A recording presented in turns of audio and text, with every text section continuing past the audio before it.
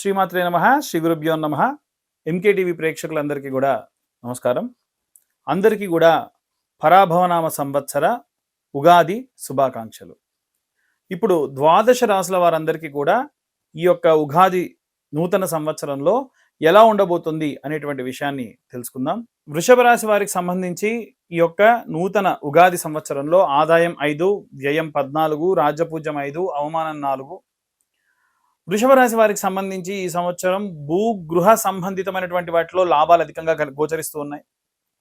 అలాగే ఉద్యోగస్తులు స్థిరముగా వీరి యొక్క ఉద్యోగాన్ని కొనసాగిస్తారు.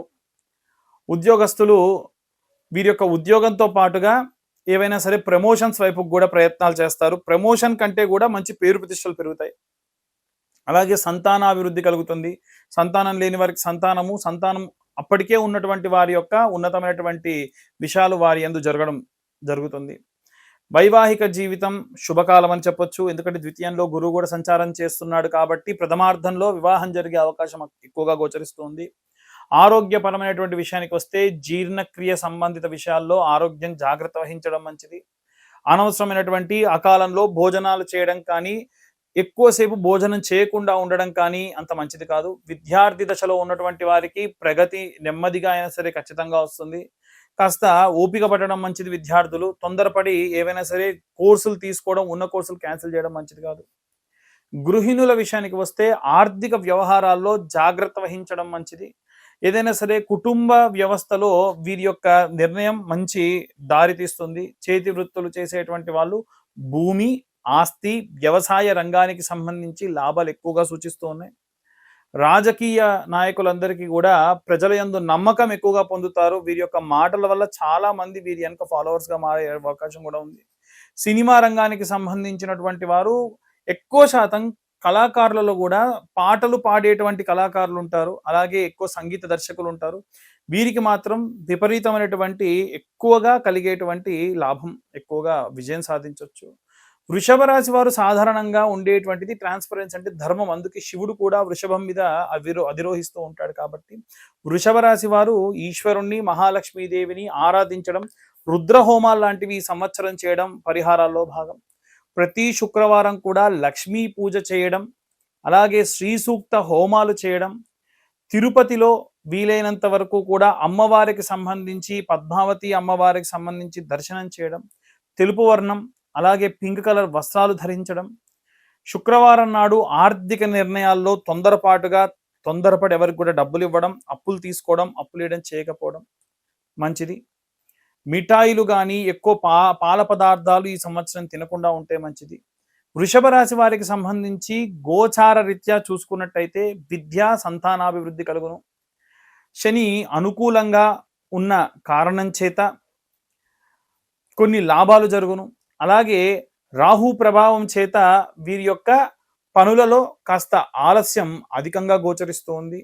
ఆర్థిక విషయాల్లో ఖచ్చితమైనటువంటి జాగ్రత్త అవసరం. విదేశాలకు వెళ్ళాలి అనుకునేటువంటి వారికి విదేశాలకు వెళ్ళడం, విదేశాల్లో ఏవైనా సరే పనులు చేయడం కూడా మంచి ఉత్తమమైనటువంటి గోచారంలో భాగంగా ఉంది. సూర్యుడు శనిగ్రహం యొక్క ఇంట సంచారం చేయడం కానీ, శనితో సంచారం చేయడం, ఎందుకంటే సూర్యుడు గ్రహ సంచారం చేస్తూ మారుతూ ఉన్నప్పుడు ఎప్పుడు కూడా శని అలాగే సూర్యుడు కలిసి ఉండకూడదు. అలాగే ఈ శని సూర్యులు యొక్క కలయిక కలిగినప్పుడు ఇంట్లో ఉన్నటువంటి తల్లిదండ్రులతో ఏదైనా సరే మాట భేదం, అంటే ప్రథమార్థం కంటే ద్వితీయార్థంలో ఇది జరిగేటువంటి అవకాశం ఉంది. మాట పెరగడం, వారితో ఏదైనా సరే తగులాటం లాంటివి జరిగే అవకాశం ఉంది. ఎట్టి పరిస్థితుల్లో ఈ యొక్క రాహువు శుక్రుడు కూడా కలిసి ఉన్నప్పుడు మిమ్మల్ని మభ్యపెట్టేవాళ్ళు, మిమ్మల్ని బాధ పెట్టేవాళ్ళు మీ చుట్టే ఉంటూ ఇబ్బంది పెడుతూ ఉంటారు. ఆ విషయంలో కూడా జాగ్రత్త వహించండి. అనవసరమైనటువంటి దూర ప్రాంతాలు ప్రయాణించేటప్పుడు అకాలంలో మీరు దూర ప్రాంతాలు ప్రయాణం చేయొద్దు. అంటే ఇప్పటికిప్పుడే వచ్చి ఎవరన్నా చెప్పి వెళ్ళిపోవాల్సిందే, అసలు ప్లాన్ లేదు, మీరు సెలవు పెట్టుకున్నా సరే వెళ్ళాల్సిందే అన్నప్పుడు వెళ్ళకండి. మీరు ఆల్రెడీ భోజనం చేసున్నారు, ఆకలి లేదు, ఎవరన్నా వచ్చి భోజనం చేయండి అంటే చేయకండి. ఎందుకంటే ఆరోగ్యం ఇలాగే ఈ సంవత్సరంలో చాలా మందిని ఇబ్బంది పెడుతూ ఉంది. ఎట్టి పరిస్థితులలో వీలైనంత వరకు కూడా మీ పని ఎంత ఉన్నా, మీ ప్రొఫెషనల్ వర్క్స్ ఎంతగా ఉన్నా తిరిగి మళ్ళీ ఇంటికి వచ్చే ప్రయత్నం చేయండి తొందరగా. కుటుంబంతో ఎక్కువ మీరు సమయం కేటాయించండి. దాని వలన విశేషమైనటువంటి ఆర్థిక అలాగే శారీరక మానసికమైనటువంటి లాభంలోనే ఎక్కువగా ఉంటారు. మీరు రుద్రుడికి లక్ష్మీదేవికి రాశివారు కనుక విశేషమైనటువంటి నిత్యార్చన చేయడము, నిత్యము పూజించుకోవడం వల్ల విశేషమైనటువంటి శాంతి కూడా నెలకొంటుంది. ఇది ఈ యొక్క రాశి వారికి సంబంధించి ఈ ఉగాది సంవత్సరంలో జరిగేటువంటి విషయాలు. ఇక ఉగాది రోజున ఎలాంటి నియమ నిబంధనలు పాటించాలి, అలాగే ఉగాది అనేటువంటిది అసలు ఎందుకు వచ్చింది అనేటువంటి విషయాల్ని ఇప్పుడు మనం తెలుసుకోవాలి. ఉగాది అంటే యుగమునకు ఆది అని అంటారు.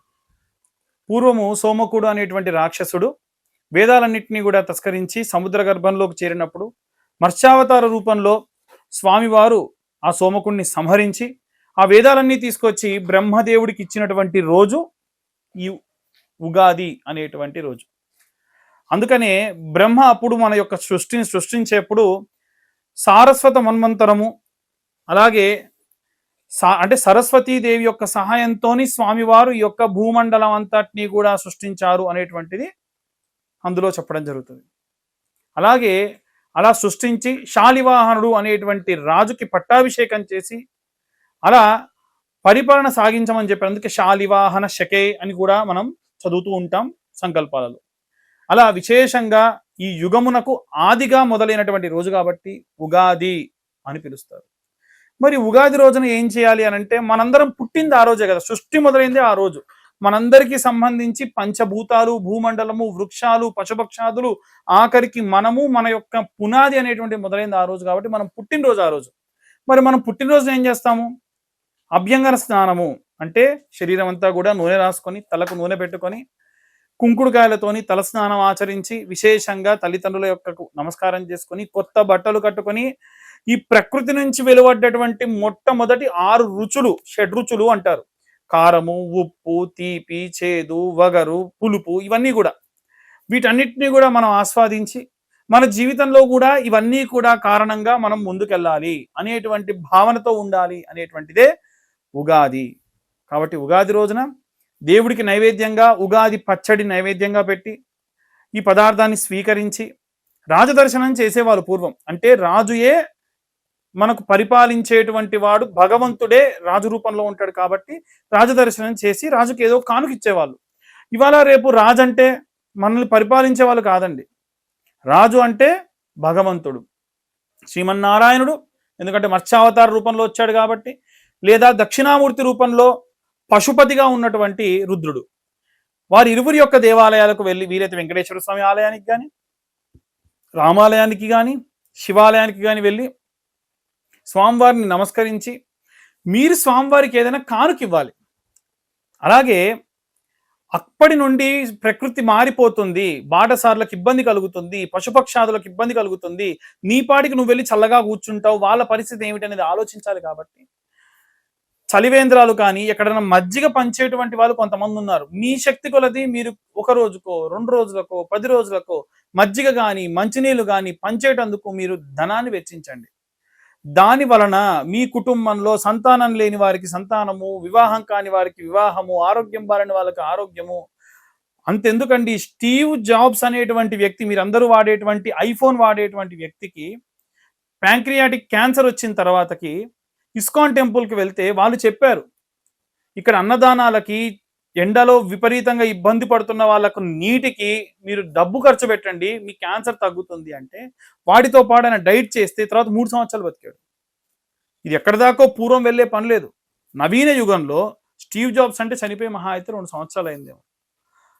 ఆయన జీవితంలోనే మనం చూసాం. కాబట్టి మన హైందవ ధర్మం ఏం చెప్పినా మనల్ని, మన ఉనికిని ఇంకొక మెట్టు పైకి ఎదిగేట్టుగా చేసేటువంటిది. కాబట్టి విశేషంగా ఈ యొక్క నియమ నిబంధనలు పాటించండి. అందరూ కూడా ఉగాది రోజున వీలైనంత వరకు కూడా నియమ నిబంధనలు పాటించి తల్లిదండ్రుల్ని గౌరవించండి, సమాజాన్ని గౌరవించండి, భగవంతుడి యొక్క ధర్మాన్ని కాపాడండి. అందరూ బాగుండాలి, అందులో మనం ఉండాలి అని కోరుకోండి. సర్వే జన సుఖినో భవంతు. స్వస్తి.